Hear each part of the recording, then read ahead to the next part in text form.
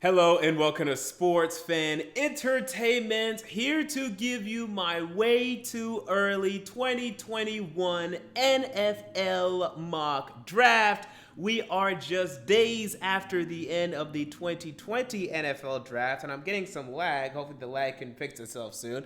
But we are just days after the 2020 NFL draft, so it is customary on this channel for us to give our way too early 2021 NFL mock draft. We do it almost every year. I did miss last year, unfortunately, so I can't go back and see how much I got. But I remember the year before that, I actually got like 2 or 3 picks right, which was actually incredible. I think I had a couple of the top quarterback picks right 2 years ago. So we're going to try to replicate some of that magic right now with my way too early 2021 NFL mock draft. And there we go. The lag is now fixed.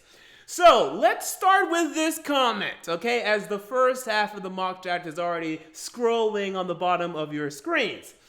There are 2 parts, 2 facets to NFL mock drafts this early that everyone is fascinated by. In fact, I'll argue one is more fascinating than the other. And that one is not who your team is taking. It is where your team is taking. People are incredibly fascinated at where people have teams selecting in the upcoming draft.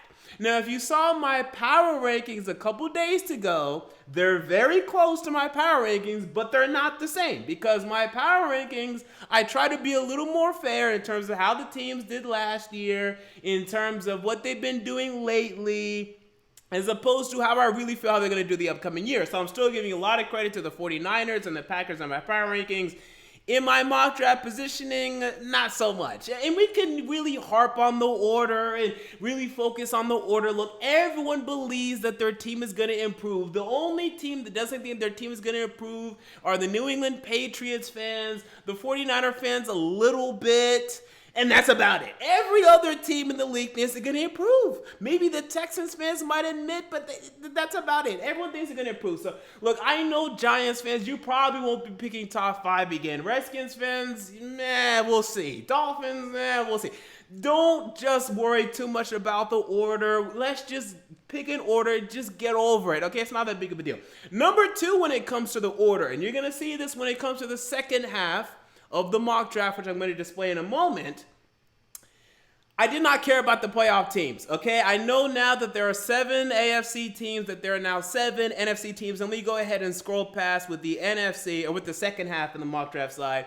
If you look at my draft order right now, I think I have 9 teams making it from the AFC and like 5 from the NFC. Obviously, this doesn't work out mathematically, but I look at the AFC's teams right now, and I have much more faith in them being lower in the draft than the NFC teams being lower in the draft. So for this way too early mock draft, I'm sorry. I didn't put 7 AFC and 7 NFC teams from 19 to 32 or 18 to 32, whatever the math works out, 19 to 32. I didn't do it. I don't care. I don't care right now. I don't care in September. I don't care in October, November, December. I don't care right now. So I feel way more comfortable putting the Browns and the Steelers and the Colts and the Broncos in those playoff spots than I did the Eagles or the Rams or a lot of those middling NFC teams, the Panthers, the Bears. I don't like those teams. I like the AFC teams way more right now. So guess what? I'm going to put them in the high teens, early 20s. So now let's actually talk about the mock, okay? Now that we got those things out of the way,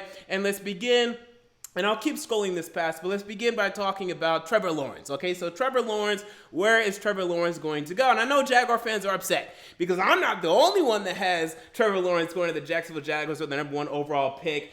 And look, the Jaguars and Jaguar fans, your roster kind of stinks, especially offensively. And even defensively now, you have to admit, letting go of a Calais Campbell, letting go of a Jaylen Ramsey last year, now probably going to trade away Yannick Ngakoue. This is at least a retooling phase for the Jacksonville Jaguars. It looks a lot like a rebuild, to be honest with you. But at the very least, guys, it's a retooling. They're talking about trading with Leonard Fournette. You guys are looking like one of the worst teams in the league right now. And I actually actually like Gardner Minshew. That's the thing. I actually like Gardner Minshew. I think he's way better than Josh Rosen, who the Cardinals moved off of when they had the ability to take Kyler Murray in the 2018 NFL draft. I think he's way better than a lot of the young quarterbacks in the league right now. In fact, I thought he had the best rookie quarterback year. I thought he was better than Kyler Murray, and I thought he was better than Daniel Jones in his rookie season. But with everyone being traded away, with them not being married to Gardner Minshew, and with Trevor Lawrence being available at number 1, you just get the feeling they would move on. And I think you get a first-round pick for Gardner Minshew. I think you could, probably a second, but I think you could get a first-round pick. It just depends how many quarterbacks really solidify themselves as first-round quarterbacks next year. But I think a Bill Belichick will be calling from New England. I think the Pittsburgh Steelers will be calling as a potential replacement for Ben Roethlisberger and more. But for right now, in terms of my analysis on Trevor Lawrence, I like him. You know, he has all the prototypical things you look for in terms of the NFL quarterback, the intelligence, the size, the arm strength, all of that. Can we see a little better production? Absolutely. Can he return to his freshman year production? We'd love to see it. But at this point, you know, NFL scouts, they love this guy. They have a hard-on for this guy. It's just, you have to have a hard time seeing him not be the number 1 pick in this upcoming draft. So that's why I have him right now, Trevor Lawrence, number 1 to the Jacksonville Jaguars. So outside of that, I'm going to switch the ticker back to the first half of the draft. And we're going to continue onward really quick these other picks. So number 2, the Bengals taking Gregory, Rousseau, the defensive end out of Miami. And it could have easily been an offensive tackle here. Who cares? Come on, let's not harp on that. But look, right now, Carlos Dunlap, he's still very good. He's getting a little older. And none of the other Bengals defensive ends have really proven themselves yet. So I think they could easily go offensive tackle. But I just did for the defensive end today because I think Rousseau may end up being a better prospect than these offensive tackles. Number 3, I have the Dolphins taking offensive tackle in Penei Sewell out of Oregon.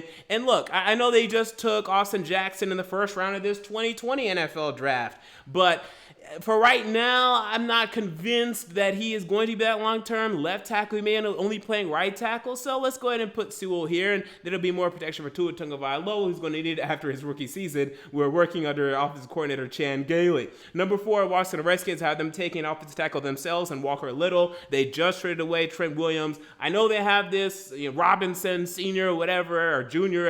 at left tackle. I don't have faith in this guy. They could easily take a new left tackle next year. That's what I have happening. Number 5, I have the New York Giants taking wide receiver Jamar Chase. And again, look, Giants fans, I know you're probably going to be picking higher than this. I get it. But for right now, you guys have picked this high for the past 3 years. This is where you deserve to be in any term in terms of any early mock draft. Okay, if you're asking me my season prediction, yeah, I'm going to say 7-9 or 8-8 next year. But for right now, for an early mock draft, this is where you deserve to be in terms of the order because this is where you've been for the past 3-4 years. So I'm sorry, I can't do anything for you there.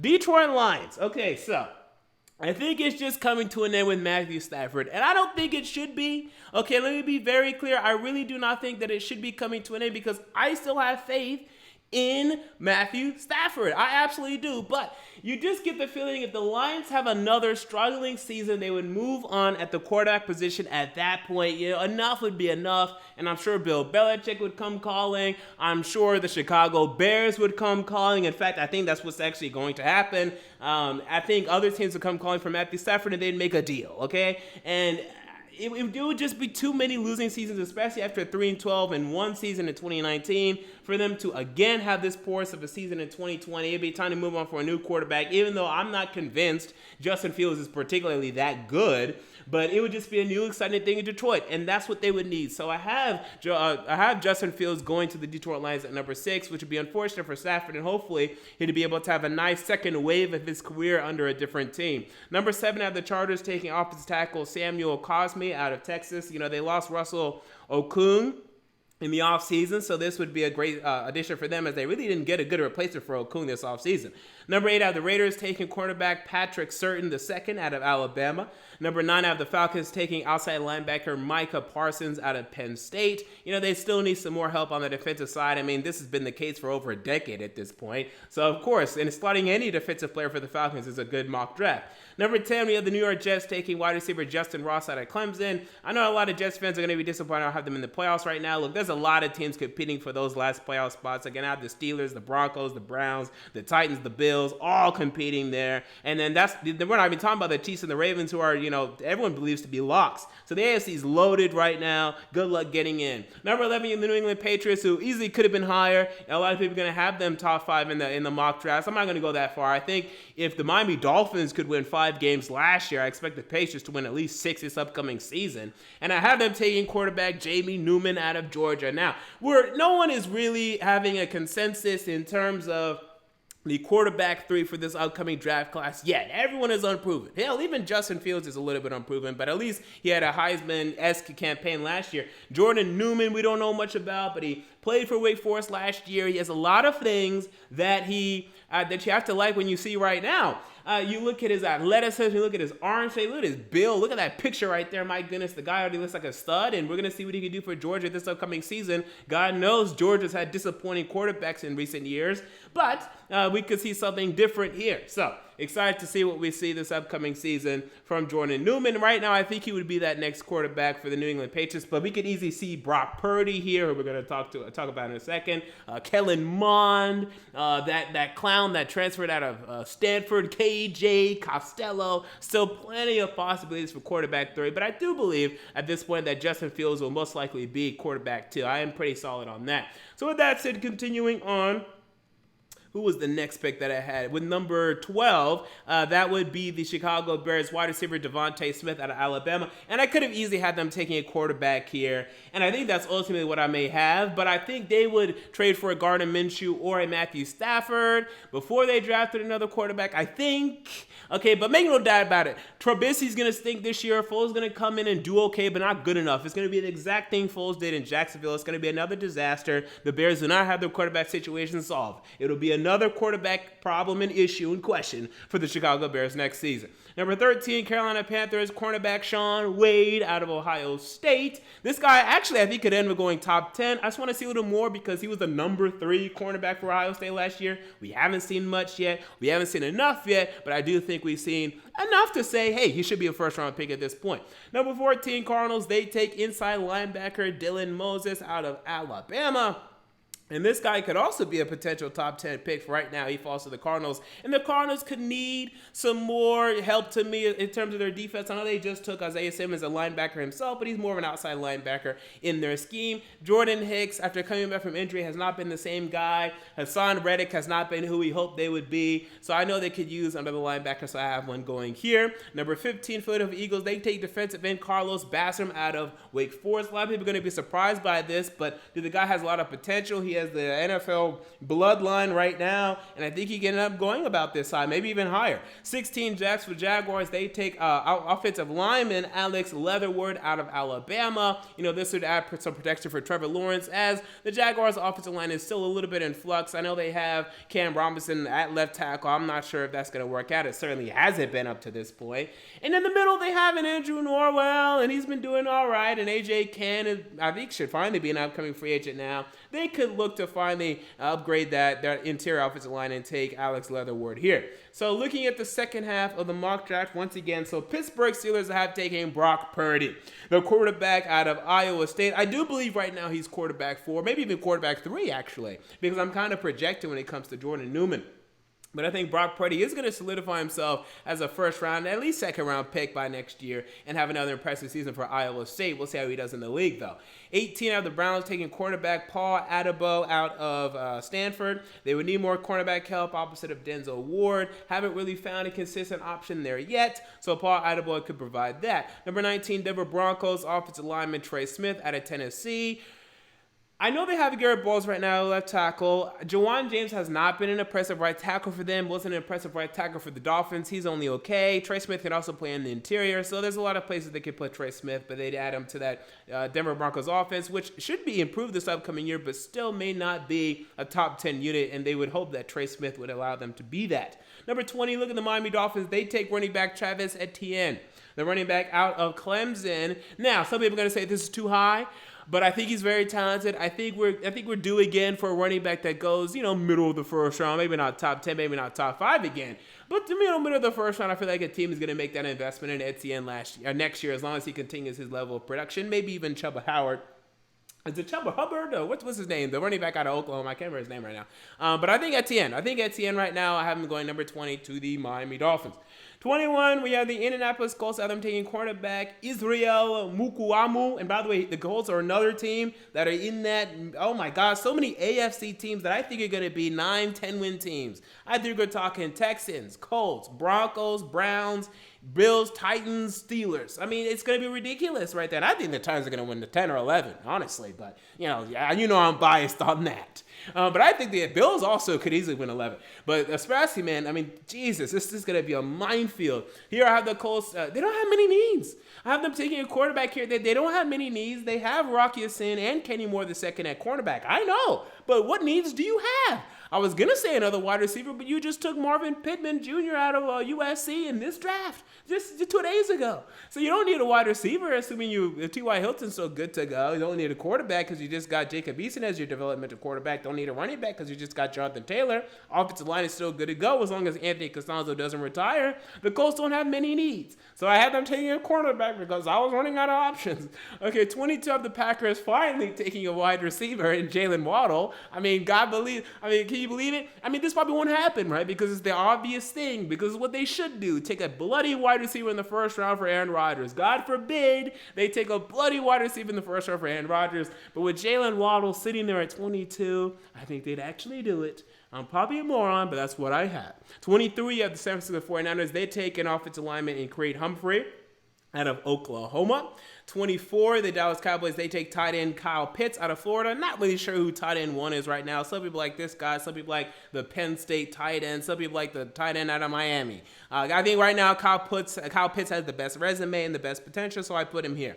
Blake Jarwin may prove himself to be a true number 1 tight end this year. We'll see. For right now, I think that's the biggest need for the Cowboys next year. They could use a cornerback too, for sure. Maybe in a free safety because I think Clinton Dix is an upcoming free agent. But I went with tight end. Get over it.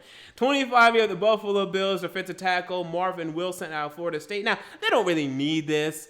I actually almost put another running back here. I almost put Etienne here before I committed to putting him at 20 to the Dolphins. So obviously he's now off the board. And I don't think another running back right now is going to go first round. So I went, and I know they have Devin Singletary. I don't really care. I don't think he's that good. He's all right. He's not bad, but I don't think he's that good. I don't think he's going to stop the Bills from taking a running back they feel is worth it. But Marvin Wilson would be a good fit next to Ed Oliver, so I slotted him here. 26, Tennessee Titans, they take wide receiver Rondale Moore, the 5'9" wide receiver out of Purdue, but he was extremely productive this past year out of Purdue. I think he eclipsed 1,200 receiving yards. Would be an interesting compliment to A.J. Brown, and with Corey Davis, likely having to get his walking papers and pulling a Jack Conklin. I feel like this is another Jack Conklin here. Well, we look at him and we're like, yeah, he's a good player, but the Titans are not going to pay him his market value. He's going to go to the market. He's going to get paid over $10 million a year. I feel like that's the upcoming fate for Corey Davis. So they're going to replace him here with Rondale Moore, who's a different play style, but someone that could still be a good fit with Ryan Tannehill. So 27 on the Minnesota Vikings, they take defensive tackle LeBrian Ray out of Alabama, and they could use some interior defensive line help to me. Linval Joseph, is he still on the team? Pretty sure he's still on the team, but even if he is, he's getting older up there in age. And after Sharif Floyd and his career just going down the drain, their plans haven't really gone the way they wanted in that interior defensive line, so they returned to building it here. 28, the Tampa Bay Buccaneers, they take safety Richard LeConte out of Georgia. I also considered running back here, but after taking Keyshawn Vaughn last year, I feel like they'd be good at the running back position. And maybe an offensive lineman here, but they just took Tristan Wirfs. So I feel like a return to the defense would be needed now. 29, the Ravens take outside linebacker Quincy Roche out of Miami. Okay, this would be a nice pass rusher for them just in case they're not able to come to a long-term extension with Matthew Judon. 30, the New Orleans Saints, they take Reshod Bateman, the wide receiver out of Minnesota. They just signed Emmanuel Sanders, but we already know he's up there in age. They could use a real young wide receiver to build opposite of Michael Thomas next year, so Reshod Bateman could definitely be that. 31, Seattle Seahawks, they take offensive tackle Jaylen Mayfield out of Michigan. And then 32, the Kansas City Chiefs take outside linebacker Xavier Thomas out of Clemson. Now, obviously, you people are reading into that, and you people think I have the Chiefs winning the Super Bowl over the Seahawks. Again, this is just if you're putting a gun to my head and making me make a draft order right now, this is what I got. I think the Seahawks could easily beat them. I think other teams could easily beat them. But for right now, This is what I have. So there you go. That is my way too early 2021 NFL mock draft. What are your thoughts on this mock draft? Comment down below. I want to know. If you enjoy the video, make sure to like, comment, and most importantly, to subscribe. And until next time, this has been MJ of Sports Fan Entertainment, and I'm out. See you all later.